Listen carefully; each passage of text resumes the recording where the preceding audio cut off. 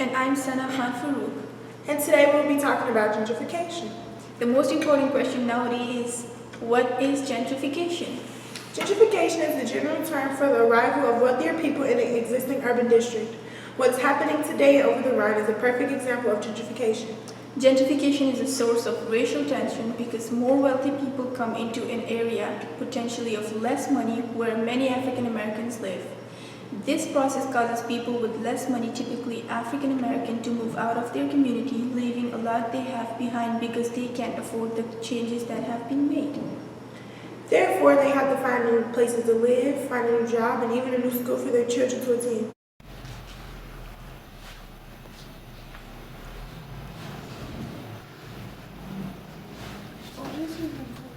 Do you think it benefits everyone who's lived here?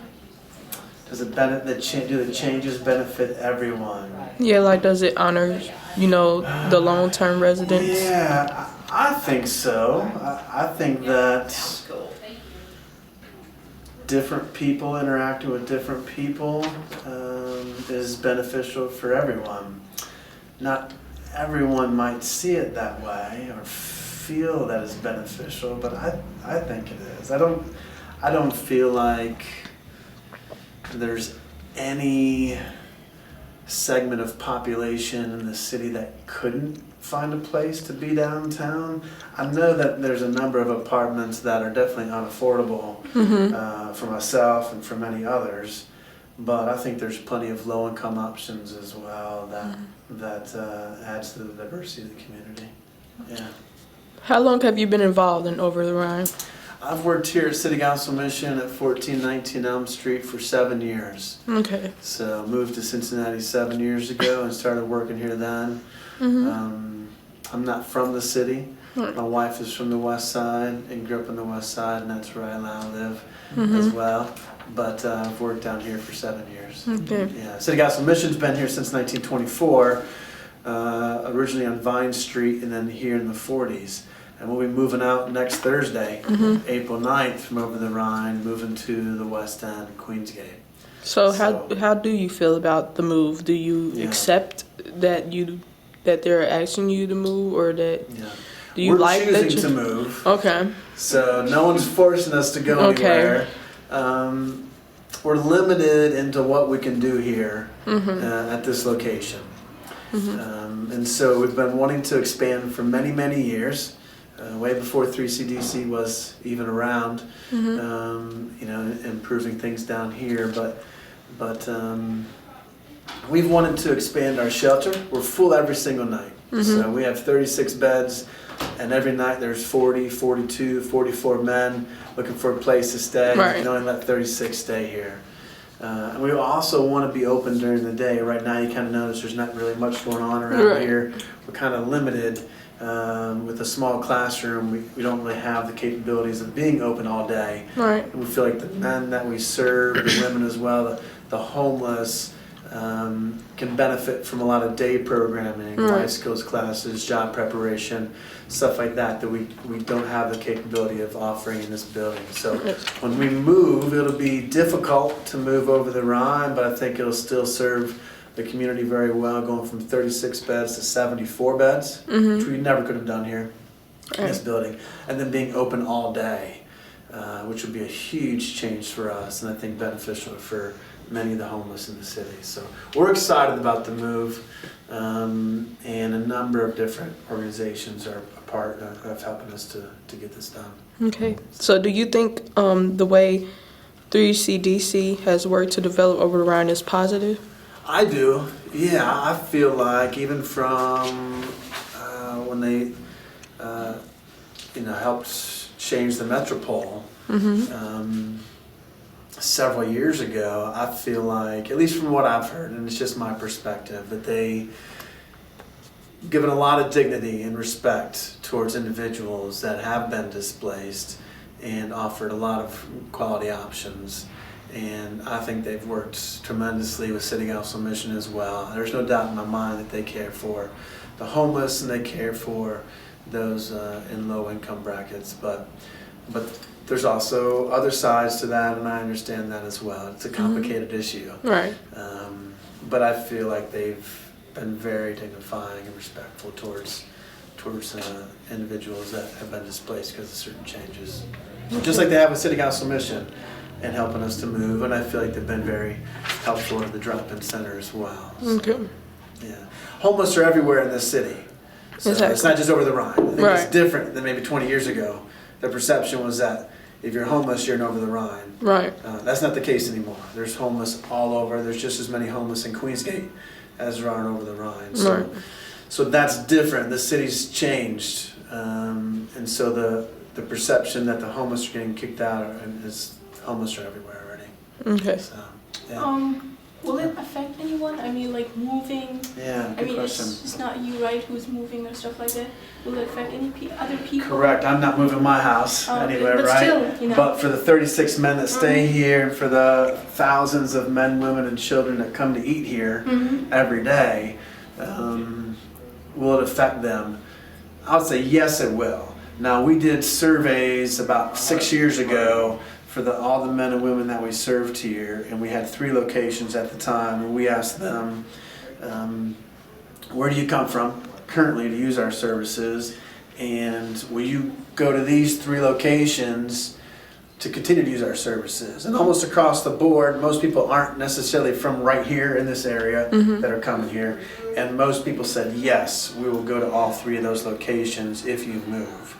So I still think it will change. I don't think it'll change the men that stay here, because they do come from all over and they take the bus and they're homeless, they need a place to stay. I do think it'll change who eats here though. In the morning and in the evening, I imagine that'll change a little bit. We won't get as many local people, but there are still other places that serve meals and over the Rhine will continue to do so. So yeah, I think it'll change a little bit. Yeah.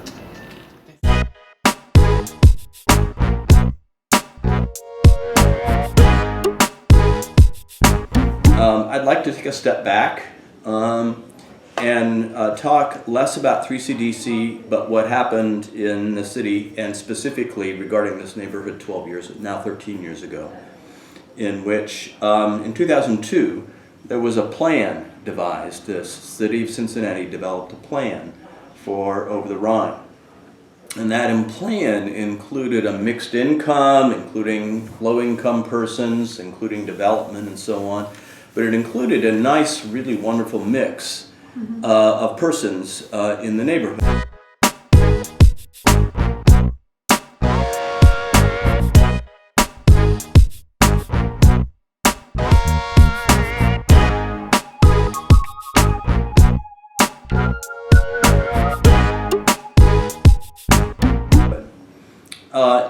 About 13 years ago, that plan was set aside, literally and figuratively, and 3CDC was established to assume responsibilities for the development of Over the Rhine. And so they have been, as you can tell, they've been very, very busy and very, very successful at what they do. And what they do is take advantage of the wonderful architecture and the history of the buildings and the neighborhood, and they have done amazingly wonderful stuff.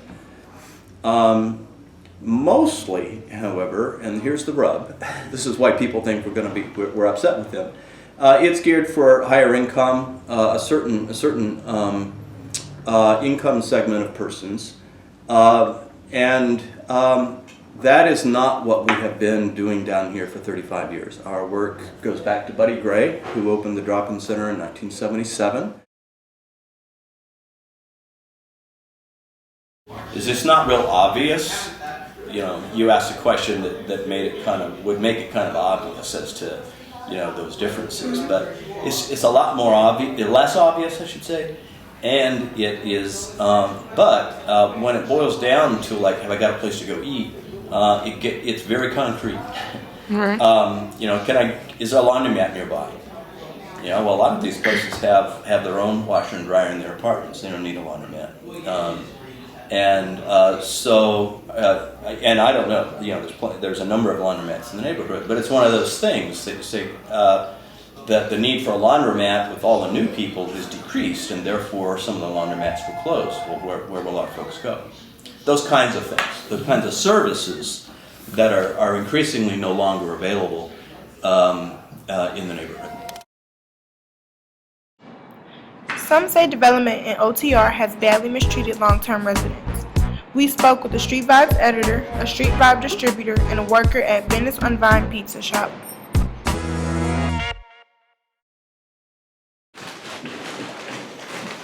Now, a lot of people give credit for saving buildings and redeveloping Vine Street in particular and Over-the-Rhine. But one of the things that gets missed is the beginning of saving buildings and renovating those buildings began with an organization called Over-the-Rhine Community Housing. Over-the-Rhine Community Housing was formed decades ago. It began under a different name, but the idea was to provide affordable housing because they saw in the future that eventually people would want to move back into the city that they had abandoned. So essentially 3CDC began to not only redo buildings that were vacant, but buildings that were occupied. So there were people that were living in a community for decades that had grown up there, and they were being displaced, sometimes directly and sometimes indirectly. And 3CDC purchased the building, and they displaced the residents in a very ugly way. We helped the residents to get organized, and eventually there was a lawsuit. The residents did lose their housing eventually. Do you think the development adds to the racial divide?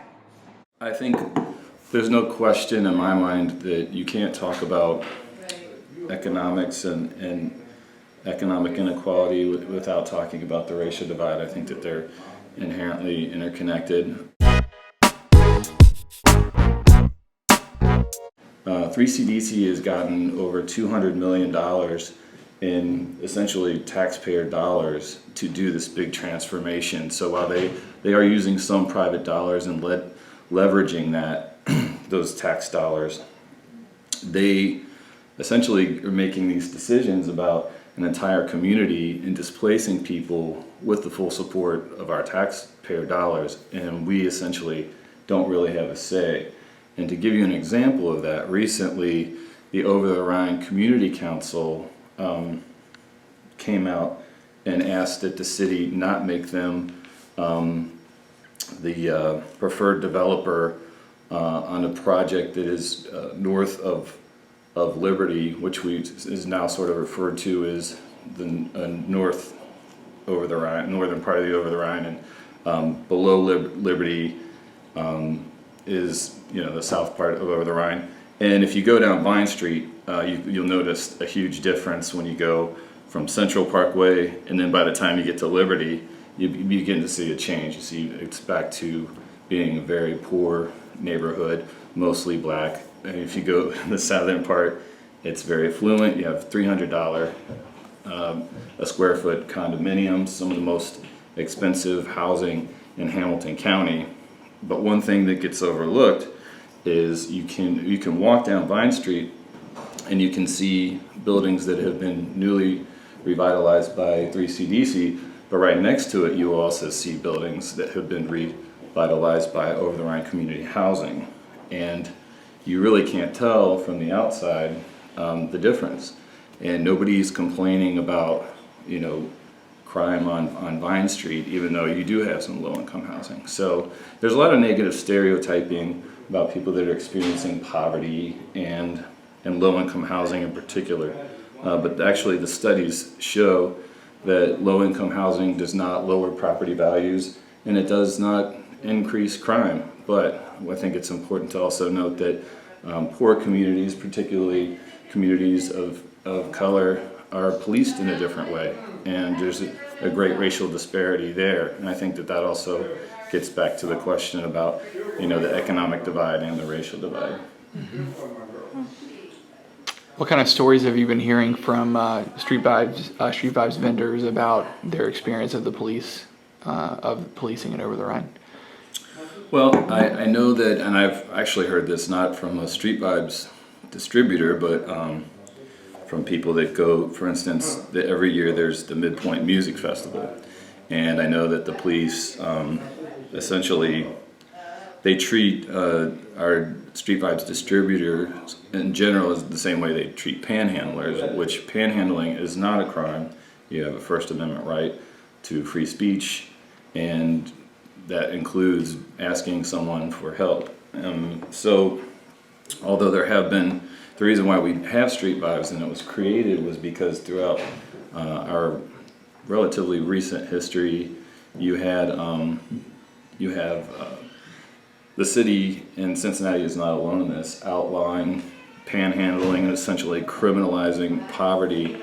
They have laws against loitering, which is essentially standing there, sitting on the sidewalk, sharing food, spitting on the ground, dumpster diving, open container, and public urination. These are all things that people that are experiencing homelessness, you know, may have some sort of experience with. So we spend a lot of money cycling people through the criminal justice system.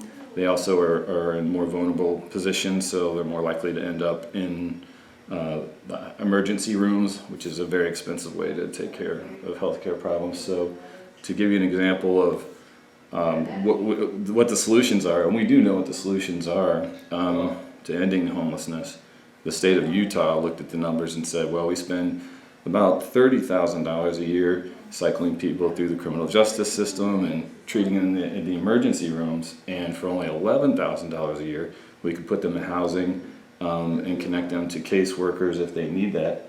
And so they find that it's not only the right thing to do, but it's also the fiscally responsible thing to do.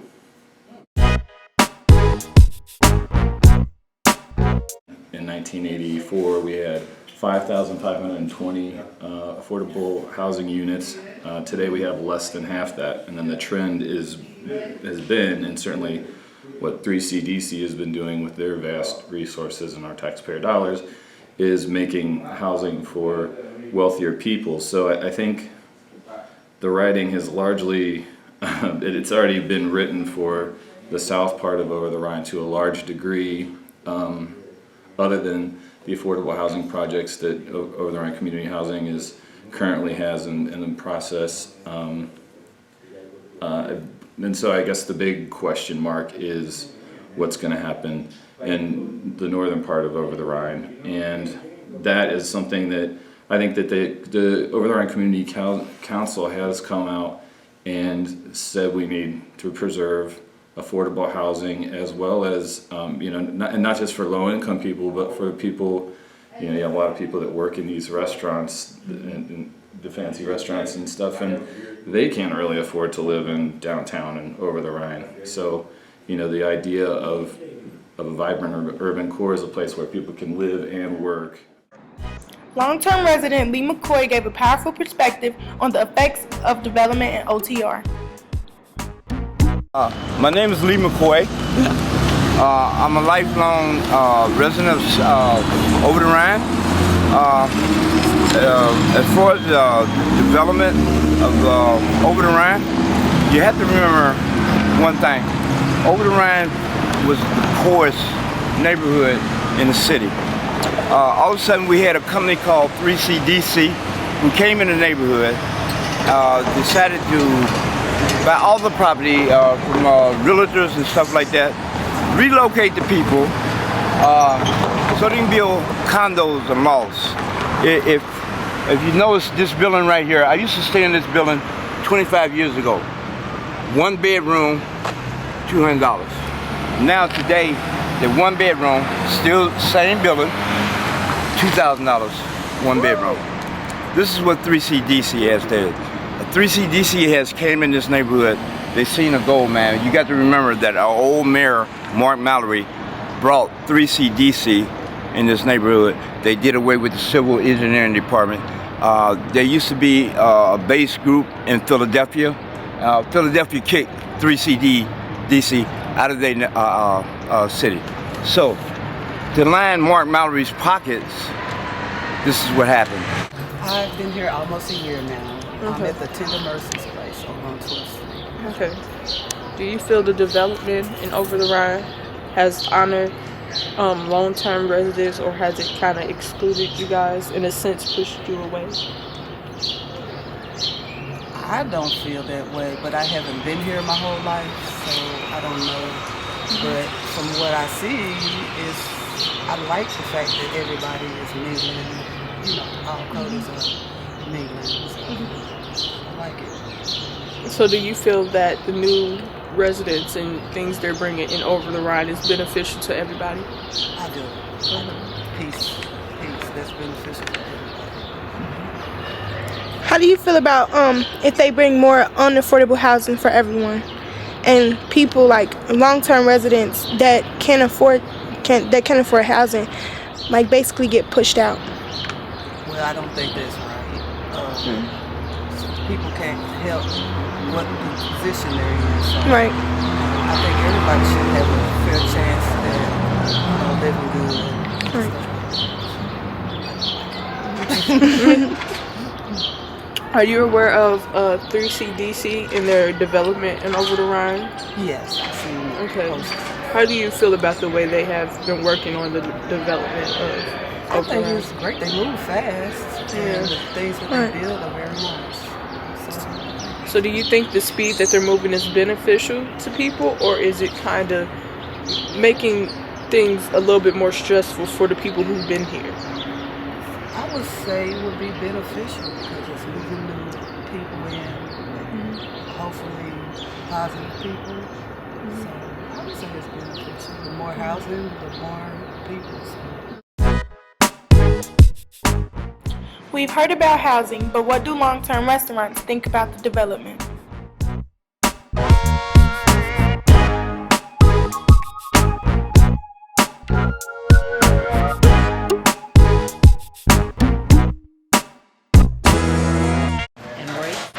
So do you feel like the development keeps the residents in mind? You know, with them pushing them out, do you think they still have them in mind with, oh, we're going to help?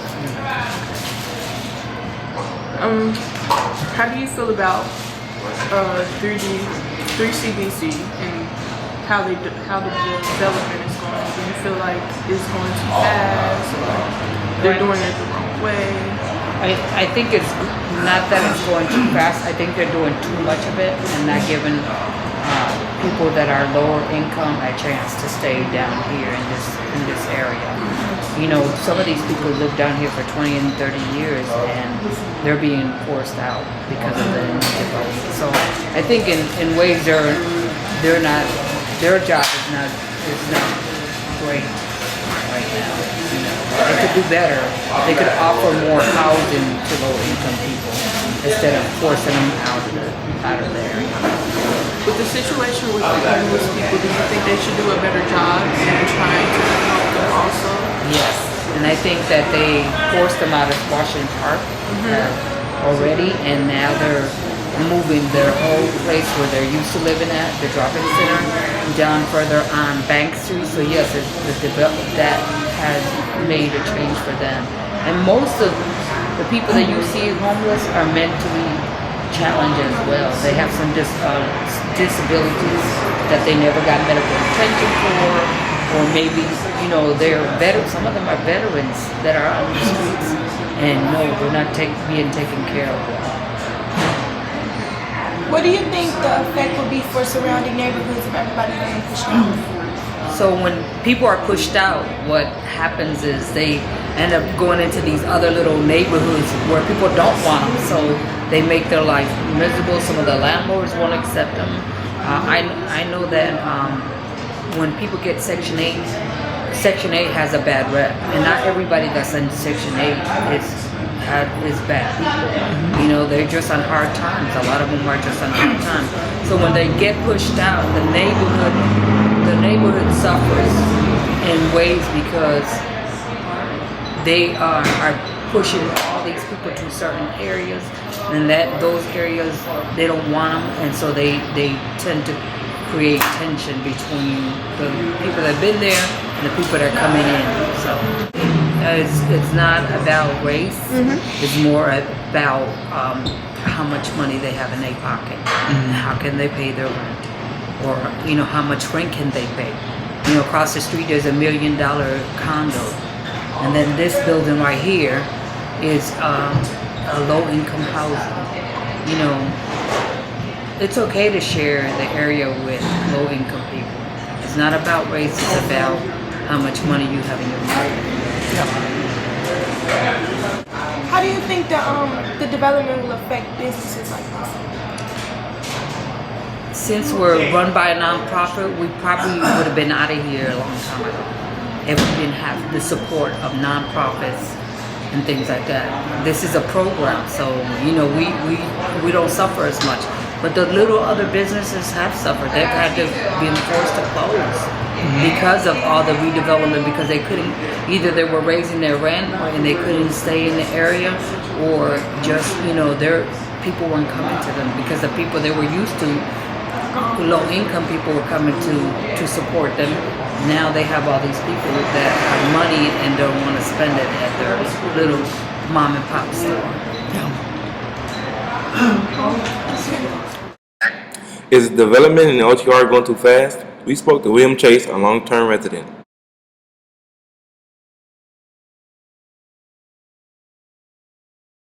These days it's a little more of the African American community that is less fortunate with money, that has money. Well,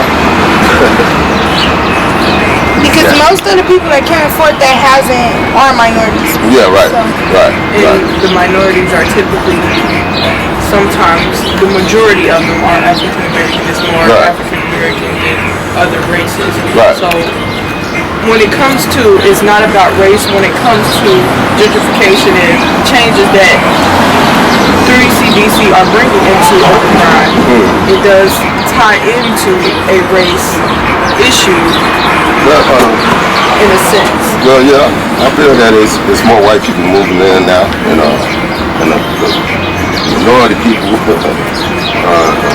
getting booted out, like, Some of the real practical aspect of it is, like, there's a lot of new restaurants. That's great, right? Well, what is it? What's the average cost of something that you're gonna purchase in a restaurant like that? Is it affordable for the average family and a long-term resident of Over-the-Rhine to be able to eat at these new restaurants? Can you? Is it possible in these new condos that are selling $250,000 to $300,000 for a couple bedrooms? Is that something that's accessible to a long-term resident of Over-the-Rhine? Like, this is some of what they're trying to get at a little bit of, like, well, who in the long term do you think you're going to feel more and more welcome here in this neighborhood, or do you think you're going to feel less and less welcome, and why would that be? less and less welcome. Okay. And why would that be, do you think? Interview a survey. Because some of the people, just like the poverty people, they feel threatened by the financial people coming in, Yeah. with more money. And as the restaurants are, they're really not affordable for everybody down here. Yeah. Have you noticed any changes in police? Yes. What have you noticed in the police work change? They harass people more. They're harassing people more? Yes. Why is that, do you think? Because they want to make it more respectable for the newer people moving down there. So they're harassing long-term people? Yes. Because they want to make it more respectable for new residents? That's right. Well, how do you feel about that? Not too good. Over-the-Rhine area worker Jeff Watkins feels development in OTR is mostly positive. My name is Jeffrey Wilkins. I'm from Los Angeles, California. I've been out here for 13 years. 13 years. How much? Neighborhood specifically, or Price Hill. Price Hill, maybe? So do you live here recently? Like, do you live here now, or do you just come and visit? And I just got off work. okay. Work down here. And where do you I work? was in the drop-in center not too long ago. Okay. One thing I did notice is they get a lot of donations, but they'll never give it to the people that need it. They keep it taken off the back door themselves. Yeah. That's what they do. Currently, you have. So you saying the donations that the drop-in center usually get is not They don't give directly nobody nothing. used? You don't Okay. get a blanket if you're in red dot. It's 30 degrees, only give you a blanket. So, it's a shame. So do you think the homeless shelter should do a better job in helping the homeless and the people who need it? I did. It's fun. I've seen it. I don't know, it's several times. So do you think where you currently work, they treat you like a regular employee? Like, Yeah, I did. okay, that's good. Because they don't know my situation because I don't tell them. Care. Okay. You know what I mean? Do you think if you I were to met a tell lot of good people out here that's homeless. Like everybody out here is not dope fiends or alcoholics or whatever. Like Okay. people think. Some people just fell on hard times. It's all kind of situations We that all can cause have you to be our homeless. vices. So do you think if they knew your situation at your job, would they treat you in a different way? Either like more sympathetic or less? or harsh? I think it'd probably be more sympathetic, Okay. to be honest with you, because I do realize since I've been down here, it's a lot of good people. I see people come all the time. Homeless down here should never be hungry because like all these churches that feed all different times, soup windows, people pulling up in back of their trucks. It's amazing. That part is, you know. But like I said, they do more than the drop-in center. They don't do nothing for nobody. Alright. So do you think the changes in Over-the-Rhine, with you visiting and you working down here, do you think they're beneficial, or is it going too fast, or? I think it's gonna cause a little bit of divide because, like, I can see it already. I mean, I like the change. Don't get me wrong. I think change is good, but they making it. The price range is gonna be so high that It's gonna cause people to whatever gonna be able to afford it. So everybody gonna be on that side of liberty. It's like, I don't know. Last but not least, each of our group members shared their personal views on gentrification, some positive and negative. Hey, my name is Zaquan Walker, and I'm going to talk about gentrification on OTR. Before there was a beautiful park, there was a school. I attended that school. The 3 CDC built a park on top of a school which took education from children to make the wealthy happy. Before the park, there was a pool. Now the homeless don't have a place to cool off anymore. The homeless are not even allowed to sleep on a park without the interruption of police. So Nadia, tell me about your experience in Over-the-Rhine and in Cincinnati, because you are a long-term resident of Cincinnati.